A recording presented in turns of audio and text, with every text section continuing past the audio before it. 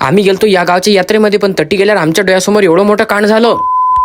थांबा नेमका विषय काय झाला सांगतो तुम्हाला. आता जवळपास दुपारचे 2 वाजले होते. आम्हाला जाणवते एका गावले भजना बरोबर दोघच का जातात. त्याच्यासाठी आम्ही तिसरं एक लेकरू किडनॅप केलं दोघांच्या मंदात. काय म्हणतात त्याला सो कॉल्ड बच्चा. आणि आम्ही सरळ निघालो आपल्या लोकेशनच्या इकडे. आता अटूला विषय कसा आहे, आज असते पुरा रथमहोत्सव आणि याच्यात दुसऱ्या दिवशी म्हणजे उद्या असते अटची यात्रा. आता आम्ही एवढी खास करून मेन म्हणजे ढोलाच्या भजन चालतो. मग टाइम न गमावता सगळ्यात पहिले आपलं काम घेतलं करून. माझं जसं दुरून ऐकत आलं तेवढं की बाटी शुभमदा येईल आहे. मग जास्त टाइम न गमावता सरकतीर पहिले शुभमदावर आलो, याची भेट घेतली. आता येले मी जसं विचारलं की तू अटी कधी आला, तर याचं म्हणणं होतं मी अटी 2 घंट्या पहिलेच याला, म्हणजे दुपारच्या 2 वाजता. पण जरासा मेकअप करता टाइमच झाला. जेव्हा सगळे आम्ही मंदिरात गेलो, सगळ्यात पहिले दर्शन करून घेतलं. आता आपण कुठे जाऊन आपल्याला प्रेमाची पब्लिक भेटणार नाही असं कधी होईन काय. आता मला भेटली तर लय जण, पण त्यातले काही जण ब्लॉग मध्ये घेता आले. आता हा विषय राहू द्या बाजूले. नेमकं हे गाव कोणचा ते सांगतो तुम्हाला. आता या गावाचं नाव आहे एकलारा बानोदान. हे आमच्या गावापासून फक्त 5 किलोमीटर दूर आहे. आणि अटी आपल्याला जेवढी बी आपले प्रेमाचे माणसं भेटले त्यातले अर्धे तर काही असे होते की ते आपल्याला ओळखत जाते, आपले व्हिडिओ रोज पाहतात, पण ते ना आपल्याला अजून बी फॉलो नव्हतं करेल. आता लोक केलं नसेल तर चालते, पण आता फटाफट तुमच्या फॉलो करून टाका. तर काय कोणाला करा बा फटाफट फॉलो,